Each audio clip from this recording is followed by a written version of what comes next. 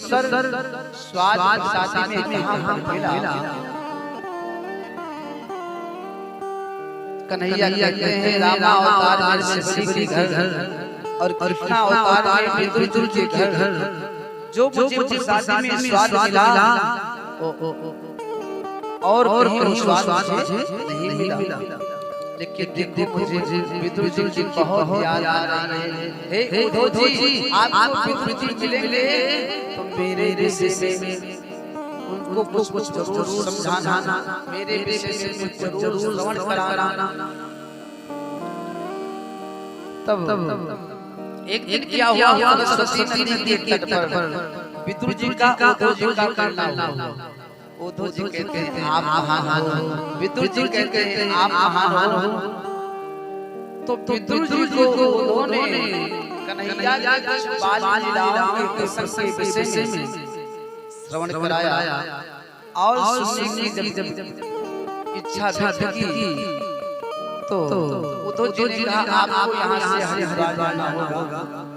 वहाँ पर एक ब्राह्मण रहते हैं जिनका नाम है मैत्रेय मुनि। वो आपको विस्तार से कन्हैया के चरित्र को श्रवण कराएंगे। क्यों मैया? अब विदुर जी चल दिए हरिद्वार। जब मैत्रेय मुनि के कुटिया पर पहुंचे तो मैत्रेय मुनि दौड़ कर विदुर जी को हृदय से लगाए। तो विदुर जी कहते हैं आप ब्राह्मण हो, मैं एक दासी पुत्र हूं। तो मैत्रेय मुनि कहते हैं देखो भगवान ये नहीं देखते हैं कि ये शूद्र है, ये क्षत्रिय है, वैश्य है, ये ब्राह्मण है। जो जिस भावना से परमात्मा का जप करता है उस भावना से परमात्मा उसी प्रकार उस व्यक्ति को मुक्ति प्रदान करते हैं। वो तो ये देखते हैं कि कितना तन्मयता से मेरा भजन ये भक्त कर रहा है। इसलिए मानस गोस्वामी लिखे हुए हैं कि जाति पाति पूछे नहीं कोई, जाति पाति पूछे नहीं कोई। हरि का भजन सो हरि का होई, हरि का भजन सो हरि का होई। देखो किसी भी बिरादरी का हो लेकिन परमात्मा का भजन कर रहा है सच्चे मन से तो गोविंद उसको अपना परम धाम जरूर प्रदान करते हैं। अब आज हाथ जोड़ करके विदुर जी कहते हैं प्रभु शास्त्रों में कुतर्क करना अपराध है, लेकिन जानने की जिज्ञासा करना अपराध नहीं। मैं जिज्ञासा आपसे कुछ पूछना चाहता हूँ कि परमात्मा इस सृष्टि को क्यों बनाते हैं? बनाते हैं तो कहीं पृथ्वी ऊंच है, कहीं खाल है, कहीं ऊंचा है, कहीं बांकर है, कहीं नीली है, कहीं लाल है, कहीं काली है। ऐसा क्यों? कोई दुखी है, कोई सुखी है। और मैंने ये सुना है कि प्रभु कच्छप अवतार, मत्स्य अवतार, वाराह अवतार, तब जब वो समर्थवान है तब इन अवतारों की क्या आवश्यकता है? तो मैं कहा आप इतना जान लो कि पृथ्वी जो है ना ये परमात्मा के खेल का मैदान है। और जिस हिसाब से चाहते हैं उस हिसाब से पृथ्वी संवार देते हैं। और जो आपने कहा परमात्मा किसी को सुख देते हैं, किसी को दुख देते हैं, तो मेरे गोविंद ना कभी किसी को सुख देते हैं और ना कभी किसी को दुख देते हैं। सुख और दुख यूं अपने कर्म के अनुसार ग्रहण करता है। कर्मणा जायते जो कर्मणो लीयते सुखम दुखम भयम क्षमम कर्मणे वा विपत्ति। और जो आपने कहा पारा उसका भी एक कारण क्या? कश्यप जी की 13 कितना 13। तो उसमें जो जितना पत्नी थी उसकी कोई संतान नहीं हुई। एक दिन गोधूल के समय में दिति ने कहा कश्यप से मुझे भी इंद्र के समान पुत्र चाहिए। कश्यप ने कहा देखो गौधोल का समय है, शंकर जी आकाश में भ्रमण कर रहे हैं, इस समय ये गर्भाधान पर भूत प्रेतों का असर होता है, लेकिन दिति के दुराग्रह के आगे कश्यप को झुक जाना पड़ा। अंततोगत्वा कश्यप जी ने श्राप दे दिया कि हे देवी तुम्हारे दो पुत्र होंगे, लेकिन दोनों राक्षस हो जाएंगे। दिति ने कहा मुझे राक्षस पुत्र नहीं चाहिए। कश्यप जी ने कहा मैंने श्राप दे दिया, ओ मिट नहीं सकता है, लेकिन आपके पुत्र को मारने के लिए स्वयं भगवान को अवतार लेना पड़ेगा, और आपका जो पौत्र होगा प्रहलाद वो भगवान का बहुत परम प्रिय भक्त होगा। काफी समय तक अपने पुत्रों को जन्म ही नहीं दिया कि जन्म लेंगे तो भगवान अवतार लेकर मार लेंगे। अब इधर देवता लोग बढ़ाए, ब्रह्मा जी के पास आए, अपनी अर्जी लगाए। ब्रह्मा जी ने कहा क्या बात है, कहने लगे दिति के गर्भ में कौन सा शिशु पल रहा है। तब ब्रह्मा जी कहते देखो ये कोई साधारण जीव दिति के गर्भ में नहीं है, भगवान नारायण के जो पार्षद थे ना, ए तो पार्षदो मह्यम जय विजय वचा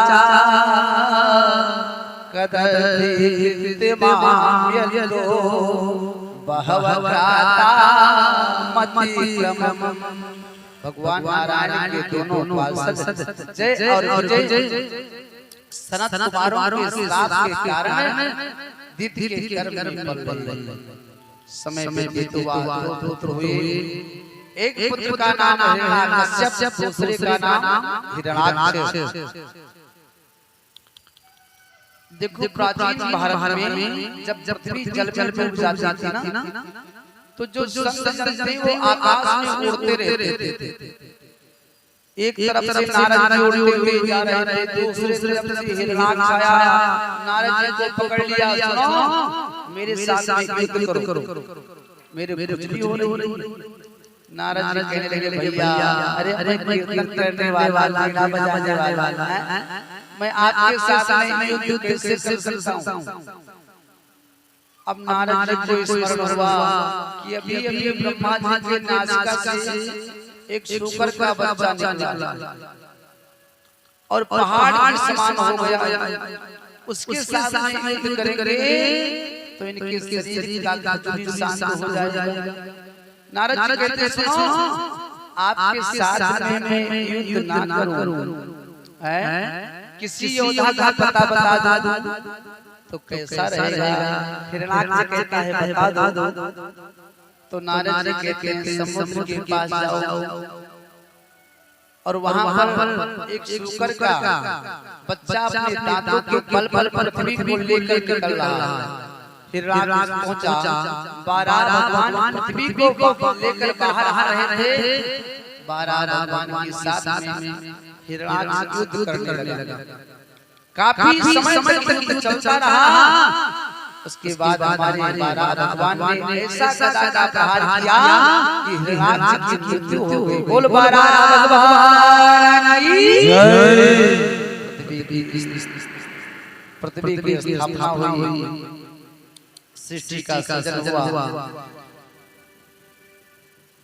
ब्रह्मा जी के 10 मानस पुत्र हुई, छाया से पुत्र हुई, जिनका नाम था कर्दम। कर्दम का मतलब जिसने अपने इंद्रियों का दमन कर लिया हो, अपने बस में कर लिया हो, उसे कहते हैं कर्दम। ब्रह्मा जी ने कहा विवाह करोगे? नहीं मुझे जंगल में जाना है। ब्रह्मा जी ने कहा भैया जाओ। अब जंगल में गए, पूरे 40 वर्ष तक तपस्या किए। जब समाधि टूटी तो सोचने लगे सब लोग अच्छा भला अपने घर में विवाह करके परिवार के साथ में रह रहे हैं, और मैं जंगल में पड़ा हूं, मैं विवाह करूंगा। हाथ में जल विवाह के लिए संकल्प करके जल को नीचे डाल दिया। 10 वर्ष और व्यतीत हुए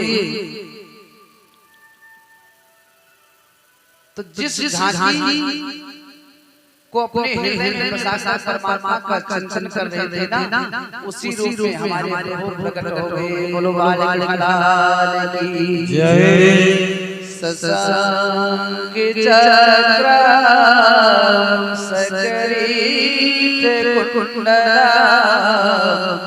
सपीत वक्त्रम सरसीरोहे क्षणम सारवत्सस्तरकौस्तुभं प्रियं नमामि विष्णुं शिरसा चतुर्भुजं। शंख चक्र गदा पद्म लेकर हमारे प्रकट हो गए। अब हमारे गोविंद सोच रहे हैं कि कोई तपस्या करता है भक्ति के लिए, कोई तपस्या करता है मुक्ति के लिए, लेकिन क्या बोलो महाराज का देखो 80 साल के हुई गाड़ी बार बिल्कुल पानी का गांठ गिरेगा। अब ये क्या है फिर व्यापार है 80 साल हो गए, क्या है फिर व्यापार क्या विवाह करोगे? गर्दन गिरने नहीं, विवाह नहीं करना है। तो प्रभु ने सोचा ऐसा नहीं कि मन मन भावे हमने हिलावे, ऊपर से अपने सिर को घुमा रहा हो, भीतर से सोच रहा हो मैं विवाह करूंगा। तो प्रभु ने कहा विवाह करना नहीं था तो आपने संकल्प किया विवाह करना पड़ेगा। तब करदर ने कहा प्रभु पहले तो विवाह की इच्छा थी, लेकिन अब बिल्कुल इच्छा नहीं है। लेकिन आप कहते हो तो मैं विवाह कर लूंगा, लेकिन आपको मेरे घर पर पुत्र बनकर आना पड़ेगा। भगवान ने कहा ठीक है। अब देवहूति का विवाह जो स्वयं मनु की दूसरी पुत्री थी, जिनका नाम था देवहूति का विवाह करदर के साथ हुआ। करदर कुटिया पर पत्नी को लेकर पहुंचे। सुखदेव जी कहते हैं राजा झांकी का दर्शन करो। देवहूति अपने पिता मनु के घर पर पुष्पों के ऊपर चलती थी, लेकिन आज नंगे पांव एक ऋषि के साथ जंगल में चल रही है। कुटिया पर पहुंची तो देख रही है कुटिया में अनेकों घोंसले, किसी में गौरैया, किसी में कौवा, किसी में कोयल, किसी में बाज। और जब नीचे देती है तो अनेकों बिलबले, किसी में सर्प, किसी में मेढक, किसी में चूहा। देवहूति ने कहा स्वामी आप कहाँ रहते हो? करदम जी ने कहा पूरब और ईशान के कोण पर जो 2.5 खाली जगह पड़ी है ना, उसी स्थान पर मैं बैठ कर तपस्या करता हूँ। ऐसा करो देवी, आप मेरा आसन लगा दो, मैं थोड़ा तपस्या कर लूं, भजन कर लूं, और आपकी जैसी इच्छा हो आप अपनी इच्छा के अनुसार कुटिया को संवार सकती हो। अब आसन लगा कर जी बैठ गए तपस्या करने। अब समाधि लग गई पूरे 40 वर्ष। देवहूति सोच रही है कि मेरे पति देवता उठेंगे तो ग्रह जीवन का प्रारंभ होगा, लेकिन 40 वर्ष की समाधि लग गई। लेकिन देवहूति भी एक ऋषि की पत्नी है, सरोवर में स्नान करती है और एक कपड़े को लेकर जाती है, गीला करके लेके आती है। करदम के शरीर को पोंछती है, फिर धूप दीप करती है, और किसी वृक्ष के फल को खा लेती है, किसी वृक्ष के पत्तों को खा लेती है, किसी दिन जल पीकर ही रह जाती है। कि एक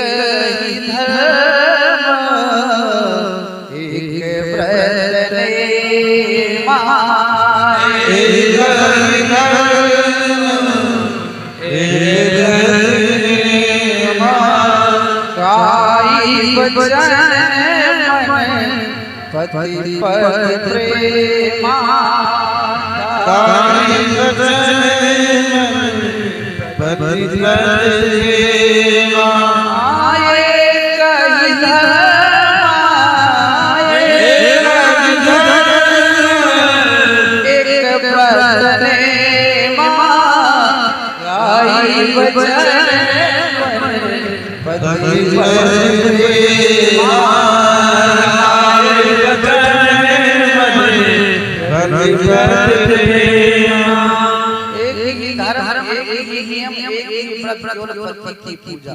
अच्छा देखो हमारा शास्त्र कहता है कि गुरु सेवा देव सेवा विप्र सेवा स्वामिनापाद सेवा कलाम नारायण सोसी। एक तरफ गुरु ब्राह्मण देवता की पूजा की जाए, दूसरे तरफ अपने पति परमेश्वर की पूजा की जाए, तो पति परमेश्वर की पूजा के 16वें अंश के बराबर भी देवता गुरु ब्राह्मण की पूजा नहीं होती है। इसलिए पत्नी के लिए पति ही परमेश्वर होते हैं। आज 40 वर्ष के बाद समाधि टूटी तो कर देख रहे हैं सामने एक वृद्ध माता। अरे भैया आप कौन? देवहूति ने कहा मुझे मैया कह रहे हो? अरे मैं आपकी पत्नी हूँ पत्नी। अरे आज के 40 वर्ष पहले किसी राजा ने अपनी पुत्री का विवाह आपके साथ में किया। ओह तो आप मेरी पत्नी हो? अरे तो जब मैं तपस्या कर रहा था तब आप यहाँ क्या कर रही थी? आपको अपने मैके चले जाना चाहिए था। तो देवहूति ने कहा स्वामी पत्नी के लिए पति का घर स्वर्ग के समान होता है, चाहे वहाँ 56 प्रकार का व्यंजन खाने को मिलता हो और चाहे वहाँ नमक रोटी ही खाने को क्यों ना मिलती हो, लेकिन पत्नी के लिए पति का घर ही स्वर्ग के समान होता है। जब इस प्रकार देवहूति ने कहा तो करदम जी प्रसन्न हो गए और कहने लगे देखो आप अपने नेत्र को बंद करो। और जैसे नेत्र को बंद किया तो कुछ समय के बाद करदम ने कहा देवी अब नेत्र को खोलो। जब नेत्र को खोला तो देखा कि एक बहुत बड़ा सरोवर बन गया और सरोवर के बीचों बीच में एक 9 मंजिल का मकान बन गया। सुखदेव जी कहते हैं राजन जिस वैभव को देवहूति ने अपने पिता शंतनु के घर पर नहीं देखा, आज वो सब करदम के द्वार पर देख रही है। ग्रह जीवन का स्वार हुआ, पुत्र एक भी नहीं हुआ, पुत्री हो गई 9। तो 9 पुत्रियों का विवाह ब्रह्मा जी के जो मानस पुत्र थे ना, तो नारद जी तो कहीं घूमने चले गए थे। बाकी जो 9 पुत्र बचे उन 9 पुत्रों के साथ में करदम जी ने अपनी 9 पुत्रियों का विवाह कर दिया। अब आज सोच रहे हैं क्या भगवान झूठ बोलते हैं? अरे प्रभु ने तो कहा था मैं आपके घर पुत्र बनकर आऊंगा, तो क्या प्रभु नहीं आएंगे क्या? तो 10वें बार हमारे प्रभु कपिल के रूप में प्रकट हो गए। बोल कपिल भगवान की जय। अब जैसे कपिल भगवान का प्रकट हुआ, जैसे कपिल भगवान का दर्शन आकर करदम जी तो कहने लगे देवी अब आप अपने इस घर को संभालो, अपने बच्चे को संभालो, मैं तो जा रहा हूँ जंगल में भजन करने। अब करदम जी अपनी थैली को उठाई, पंचपात आचमन लिए जपमा लिए और सीधे जंगल की तरफ प्रस्थान किए। अब करदम जी तो भगवान कपिल के स्वरूप को अपने हृदय में बसा चले गए जंगल में। और मैया देवहूति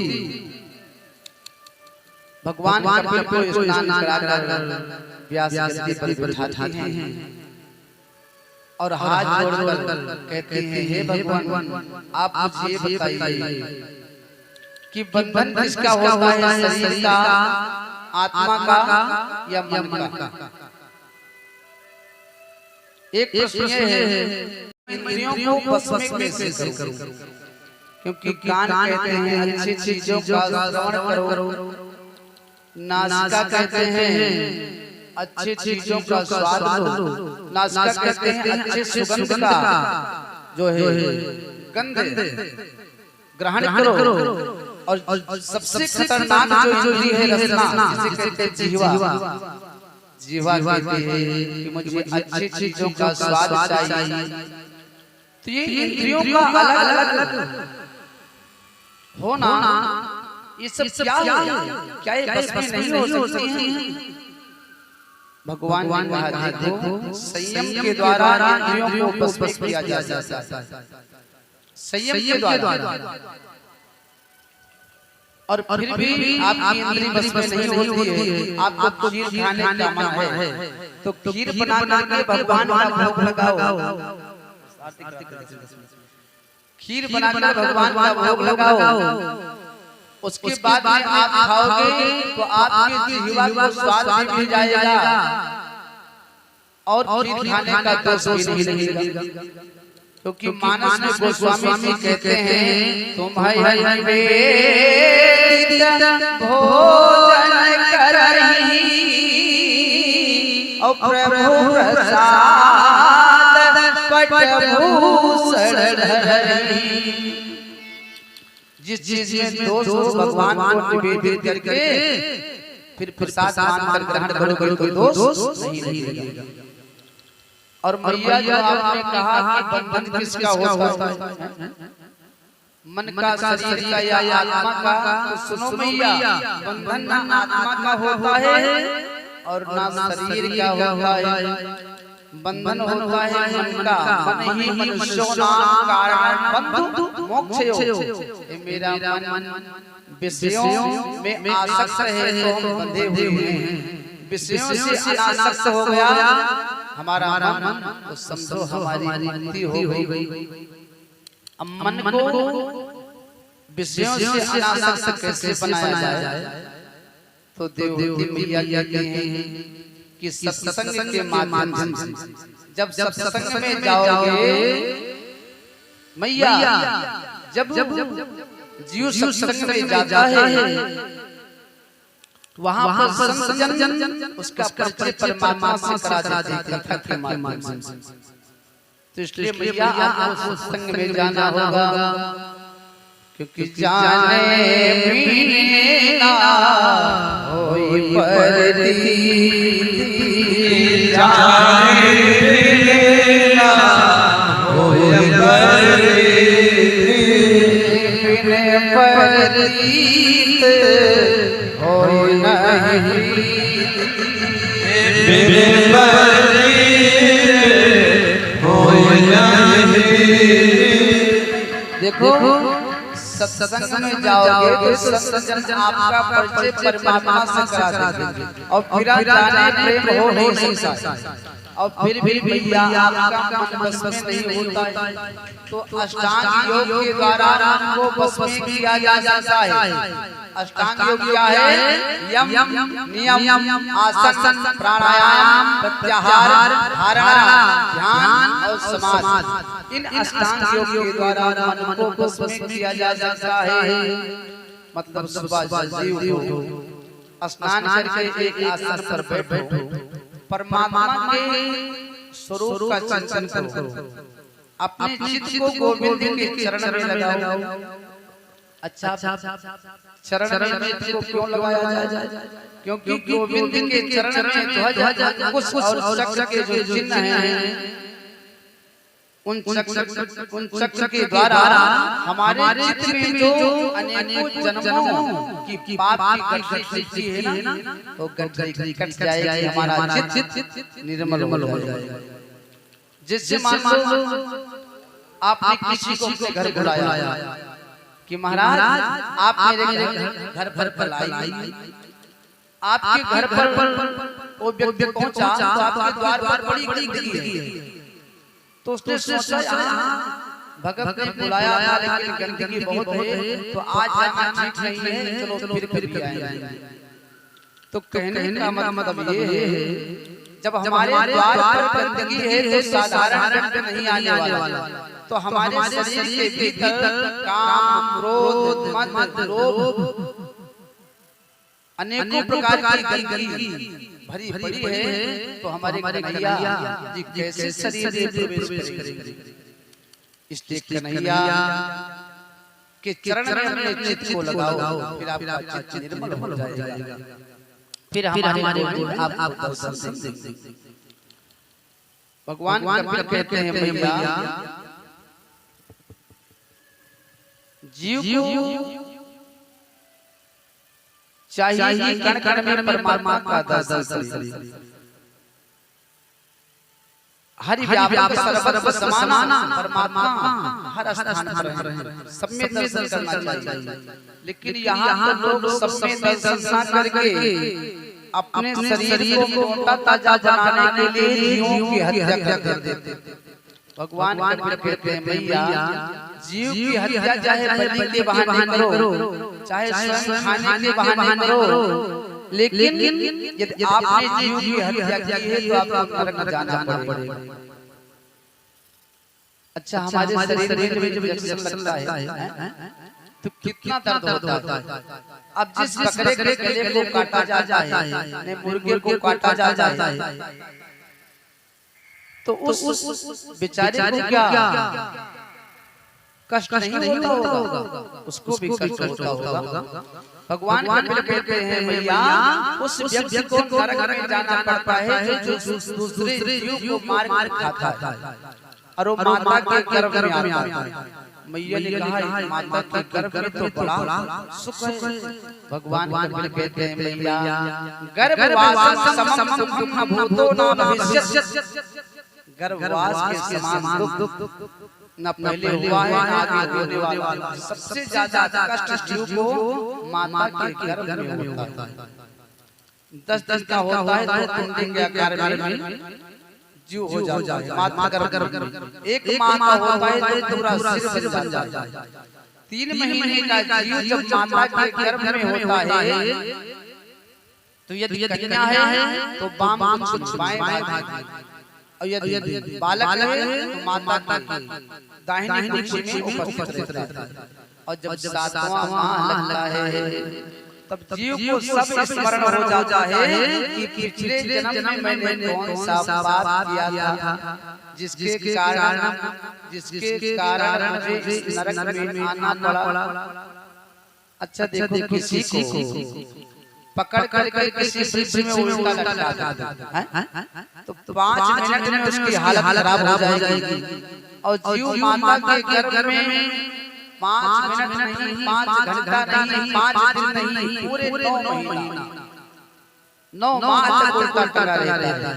लेकिन जब 7वां महीना लगता है ना, तब माताओं को बहुत सावधान हो जाना चाहिए, क्योंकि जीव को सब स्मरण हो जाता है कि मैंने पिछले जन्म में कौन सा पाप कर्म किया। तो जीव सतर्क हो जाता है, भगवान का चिंतन करता है। उस समय माता जो व्यवहार करती है ना, वो व्यवहार वाला लेकर पैदा होता है। इसलिए 7वां महीना लग जाए, जब तक बालक का जन्म हो जाए तब तक माताओं को रामायण का पारायण करना चाहिए, सत्संग का श्रवण करना चाहिए, फालतू की चीजों में दिमाग बिल्कुल नहीं लगाना चाहिए। भगवान कबीर कहते हैं भैया, जीव को जब 7वां महीना लगता है प्रभु से कहता है, प्रभु आप मुझे इस गर्भ से बाहर निकालो, मैं बाहर आकर के ऐसी भजन करूंगा, ऐसी भजन करूंगा कि दोबारा मुझे इस नरक में नहीं आना पड़ेगा। तब भगवान कहते हैं, अरे भले आदमी, तू हमेशा यही कहता है कि बाहर निकलूंगा तो भजन करूंगा, लेकिन बाहर निकल कर भूल जाता है कि पेट मालेटी के लेट महीं पर पालन लेटन के दिन आयो, और जाने भयो तब लेटिया संगे सेज पे लेट के रंग मचायो, और लेट गयो तब हर से नहीं लगायो, और क्षीर समुद्र के पालनहार चिता पर लेटन के दिन आयो। भगवान कहते हैं पेट से आप पृथ्वी पर जन्म लेते हो, फिर पालने में झुलाए जाते हो, और बड़े बड़े विवाह हो गया, श्रीमती जी आ गई, सब कुछ बोल गई, और जब शरीर छूट गया, चार लोग चिट्ठी पर डाल लेकर चलते, फिर मेरा स्मरण करते हो तो फिर कुछ नहीं हो पाता है। फिर होता क्या है, पुनरप जन्म पुनरप मरण पुनरप जन्मे जठरी जठरे शयनम। फिर जीव को क्या करना पड़ता है, बार बार मरना पड़ता है, और बार बार जो है जन्म लेना पड़ता है। भगवान कहते हैं मैया सुनो, गर्भ में जब जीव रहता है ना, और मैया यदि कहीं खट्टा चीज खा ले तो जीव को बहुत कष्ट होता है। मैया तीखा चीज खा ले तो उस जीव को बहुत कष्ट होता है।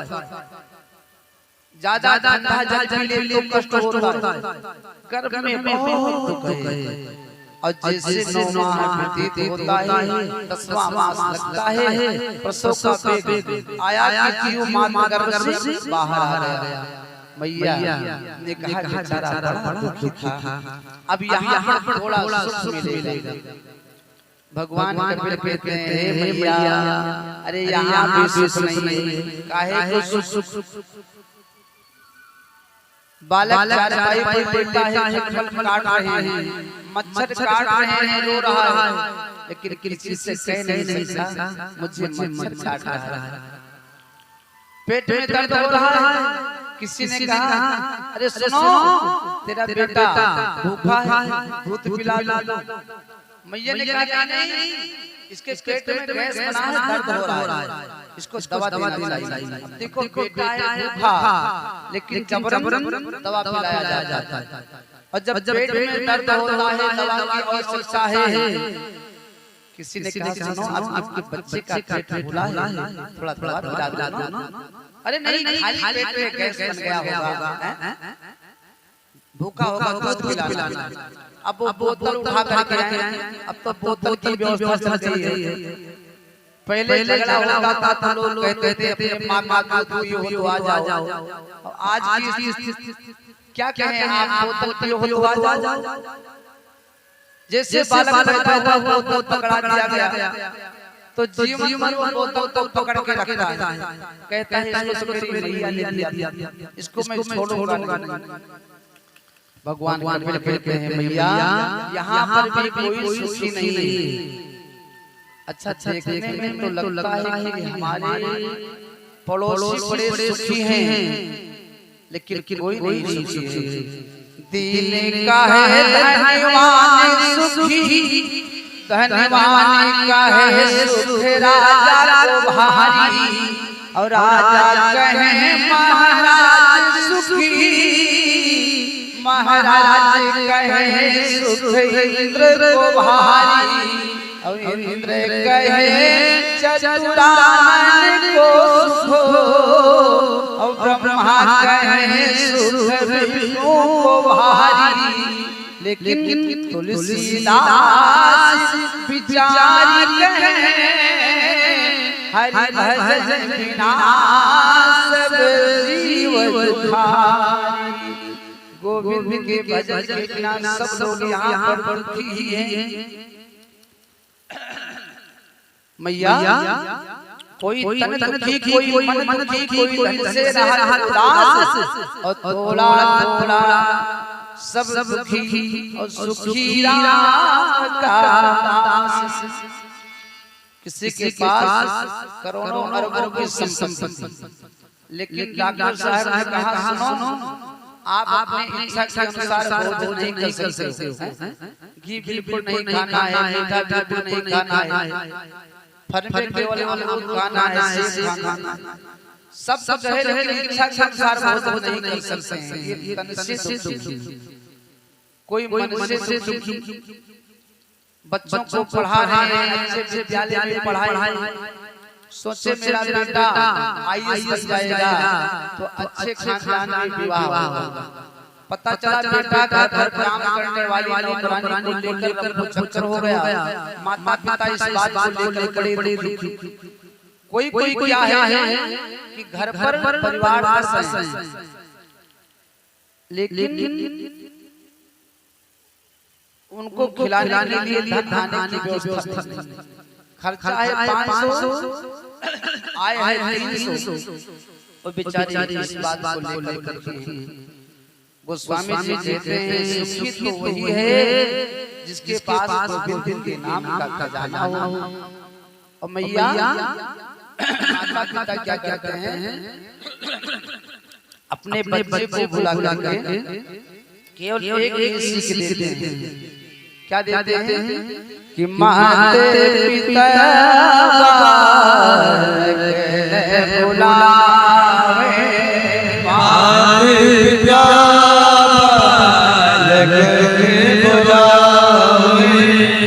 उदर भरने सोई धर्म सिखावे, उदर भरने सोई धर्म सिखावे।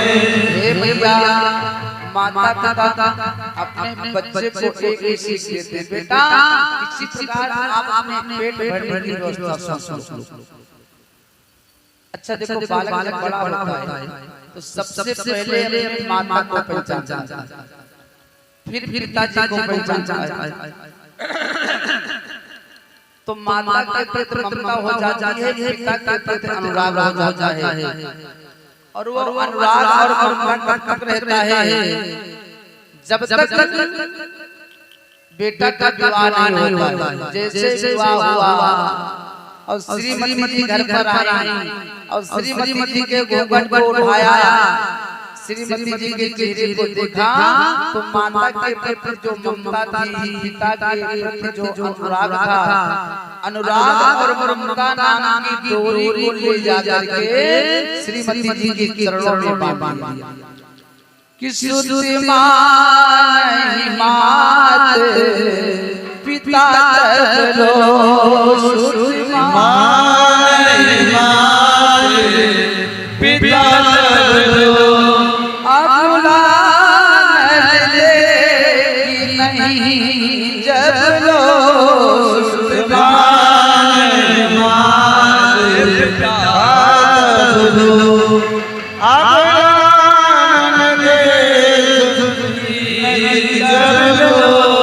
ससुराल प्यार लगी जब, ससुराल प्यार लगी जब, रिपुरूप कुटुंब भये तब पे, ससुराल प्यार लगी जब।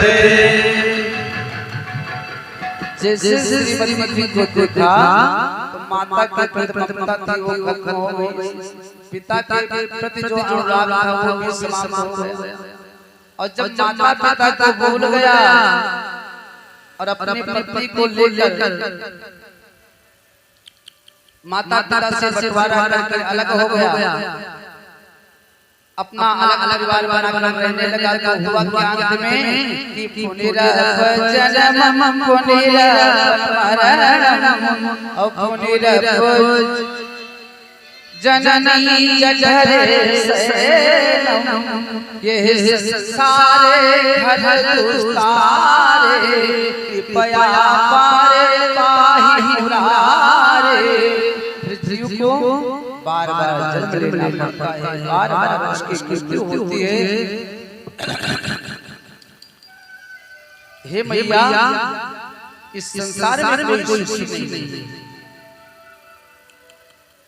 इसलिए मैया मुझ परमात्मा का कण कण में दर्शन करना चाहिए।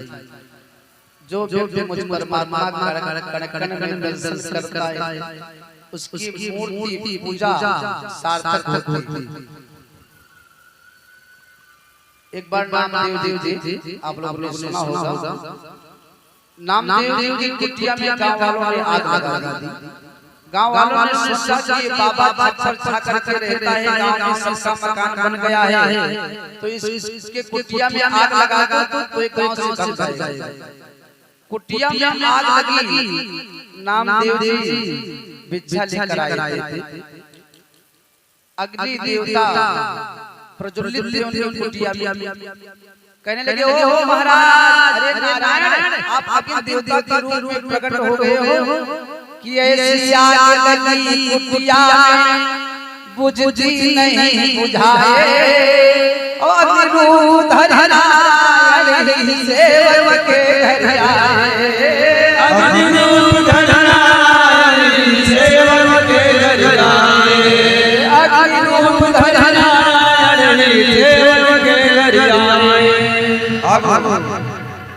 सारा जो राशन था ना भिक्षा में मिला था, सब नामदेव जी ने अग्नि में डाल दिया। अब बेचारे को खाने को कुछ मिला नहीं, वृक्ष के नीचे जाकर के सो गए। रात्रि में नारायण कहते हैं लक्ष्मी से सुनो चलो मेरे साथ। अब करुण जी के ऊपर छप्पर छाने की सारी सामग्री को रख करके भगवान नारायण लक्ष्मी जी को लेकर पहुंचे हैं। रात्रि में अपने हाथों से नामदेव जी की कुटिया को बनाए। सुबह हुआ, गांव वालों ने कुटिया को देखा, अरे बाबा आपकी कुटिया किसने बनाया, कहां से मजदूर लेकर के आए हो, अरे मेरे भी कुटिया को बनवा दो। तो नामदेव जी कहा आपकी भी कुटिया बन जाएगी, लेकिन एक शर्त है। क्या शर्त है कि बनत न लगे हैं जगह भूमि को भार, लेकिन एक शर्त है क्या कि प्रथम लगावे तो कोई अपने घर प्रथम लगावे तो कोई अपने घर प्रथम लगावे तो कोई अपने घर सबका बन जाएगा, लेकिन कम से कम घर में आग लगा कर देखो। इन्हें आपके हृदय में परमात्मा के प्रति सच्चा विश्वास होगा तो निश्चित रूप से आपकी कुटिया बन जाएगी। अरे नामदेव जी तो एक समय रोटी बना रहे थे, घी लेने के लिए कुटिया में एक कुत्ता आया, रोटी लेकर भगा। नामदेव जी ने कहा अरे प्रभु रूखी रोटी लेकर घर जा रहे हो, रुक जाओ, थोड़ा रोटी में कम से कम घी तो लगा दो। उसी कुत्ते में से भगवान प्रकट हो गए। बोलो राघवेंद्र सरकार की जय। अब माता देव कहते हैं कि आप कहते हो कि कण कण में हमारा दर्शन करो, वो तो ठीक है, लेकिन कुछ लोग कहते हैं कि बिना भाव के भजन नहीं करना चाहिए। तो इस पर आपका क्या मत है, क्या राय है? भगवान कबीर कहते हैं भैया आप भाव को लेकर बैठो कि जब भाव आएगा तब मैं भजन करूंगी। आपके जीवन में कभी भाव नहीं आया तो क्या आप भजन नहीं करोगे? हे भैया भजन चाहे आप भाव से करो या भाव से फल आपको मिलेगा, क्योंकि भाय को भाय